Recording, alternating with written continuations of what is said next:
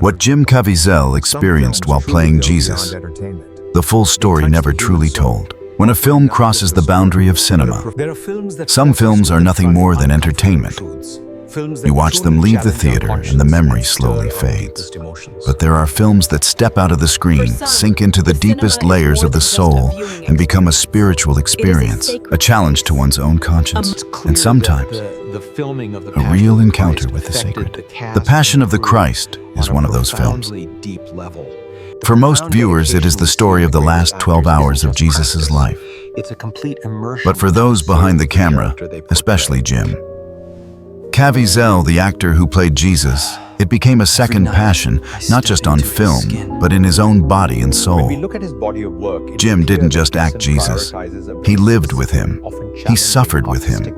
He reached the very edge between life and death, then returned carrying a testimony he believed he had to share with the world.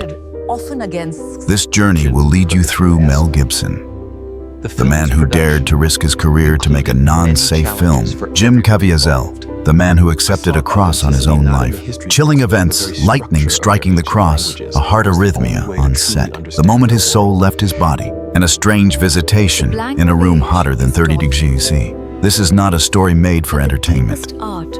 This is a journey beyond the light. When cinema becomes a dialogue with the divine, most religious films stay at the level of retelling the story, familiar scenes, classic lines, softened, beautified visuals to make them easier to watch. Mel Gibson didn't want that. He wanted to strip the passion bare: blood, lashes, screams, the utter loneliness of a man hung naked between heaven and earth.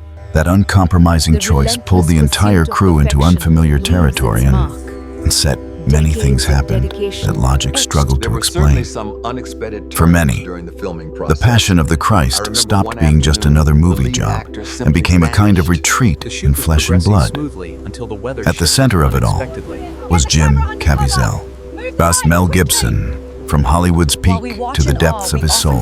By the late 1990s, Mel Gibson had everything Hollywood could offer: fame, money, power, awards. But inside, he was falling apart. Addiction, depression, existential crisis, a feeling of emptiness swallowing him whole. The more successful he became, the more he realized there was a bottomless pit inside him, with nothing left to cling to. He returned to his Catholic faith, not in the sense of showing up at Mass out of habit, but in nights spent on his knees, on the floor, crying out to God, "I'm not in control of anything anymore. If you're really there, please show me what I'm supposed to do." In those dark nights, one idea appeared: make a film that tells only the last 12 hours of Jesus' life, raw, honest, and without hiding anything. He pored over scripture, historical sources, the Stations of the Cross, mystical visions. From that, a bold decision took shape. It would be filmed in Aramaic, Latin, Hebrew. No English, no Hollywood formula, no softening the brutality, no sugarcoating the cross. For Mel, this was no longer just a movie. It was a vow, a debt to God and to his own conscience. And when Hollywood turned its back, when Mel took the script from studio to studio, he kept hearing the same line: too risky. No one's going to watch that. A film that used ancient languages, didn't rely on the usual A-list box office formulas, focused on the brutal death of a religious figure, and was intended to be shot in an extremely realistic, heavy style. To them, this was a box office nightmare. So Mel paid for it himself. From being a sought-after name, he became the man swimming alone in the ocean of Hollywood, where many were clearly uncomfortable with such a stubbornly religious project. Yet he remained firm: this is a debt I must pay. I simply cannot not pay it. Jim Caviezel, the man called to carry the cross. To tell that story, Mel needed a face capable of conveying holiness, but also deeply human fragility, gentleness and majesty at once, endurance and love in the same gaze. He thought of Jim Caviezel. That phone call was not a sweet invitation. It was a warning. If you take this role, you might not have a place in Hollywood anymore. Jim fell silent. In front of him was the role of his life, but behind it was the risk of sacrificing his entire future. He prayed, reflected on years of half-hearted faith and personal failings. Finally he answered, "We are called to carry the cross. If we refuse it, that very cross will crush us." From that moment, he wasn't just accepting a role. He was accepting a cross meant uniquely for him. Strange signs on set. From the very first days, the atmosphere on set felt different. Jim didn't prepare for the role like actors usually do. He lived as someone entering a spiritual retreat, long hours of prayer, praying the rosary, meditating on each station of the Passion, attending Mass every day when possible, frequent confession. He saw each climb onto the cross not only as acting, but as a personal offering. And from there, his body began to fall apart, and physical pain. When cinema becomes sacrifice, dislocated shoulder, torn muscle, a body bruised by cold. In the scene carrying the cross, the wooden beam was heavier than expected. One sudden jerk tore the muscles in Jim's shoulder and dislocated the joint. The pain was so severe that, behind the scenes, he couldn't lift his arm. In the scourging scene, even with protection, one metal-tipped lash pierced through the padding and cut a long gash down his back. The blood on his back was real blood. That shot was kept in the film because it was so brutally authentic. Cold to the point of near hypothermia. The weather in Italy was freezing. Extras wore thick coats and warmed themselves between takes. Only Jim, bare-chested, hanging on the cross, was exposed to the wind. He shivered uncontrollably, lips turning purple, gums losing color. At one point, his body slipped into a state similar to hypothermia, but the schedule had to continue. A rebellious heart on the cross. Exhaustion, lack of sleep, cold and constant stress sent Jim into dangerous heart arrhythmia, right on the edge of sudden cardiac arrest. Doctors confirmed his heart was beating in an unsafe rhythm. In that moment, nothing was acting anymore. It was life itself under threat. A lightning from a clear sky. Coincidence or a sign? On the day they filmed the final crucifixion scene, the sky was clear blue. No clouds, no thunder. They were filming, the light was beautiful. Everything was in place. Suddenly, a bolt of lightning split the sky and struck the area of the cross. Jim felt a violent jolt, his hair standing on end and end. A crew member nearby was thrown to the ground. The air was filled with a strong smell of ozone. Jim recounted that in that moment, he heard clearly in his heart, "The Father is here." And he replied, "Not close enough." From that day on, no one dared see the film as just another job. Some were afraid. Some fell silent, feeling something sacred was present. His soul leaves his body, a glimpse of the other side. Years later, the accumulated damage forced Jim into surgery. During one operation in 2009, he says he experienced clinical death. His heart stopped. Doctors rushed in for resuscitation. Meanwhile, according to him, his soul left his body, like a shell cracking, and the soul just sliding out. I was no longer breathing with my lungs. I saw myself lying on the operating table, saw the doctors panicking, but everything was very calm, like I was watching a scene in a movie. No pain, no fear, no panic, only peace and soft light, like the arms of a father. Then suddenly, he felt himself being jerked back in. The pain flooded in. Machines' voices, gasping breath filled his awareness.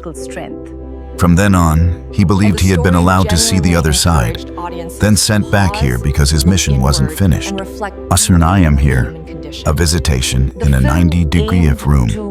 Another experience happened, not on the cross, not in the operating room, but in a small, hot room over 30 degrees Celsius, around 90 degrees. Despite the heat, Jim was shivering, teeth chattering, blood seeming to drain from his limbs. His left shoulder, the one once crushed by the cross, was throbbing. He curled up under thick blankets, but the cold inside wouldn't go away. Exhausted and in tears, he saw a figure standing in the room. Not a drug-induced hallucination, not a vague, half-dreaming image. He insists it was a real presence.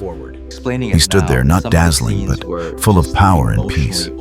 He did not speak with his mouth, but I heard clearly in my heart, I am here. You do not have to bear this alone.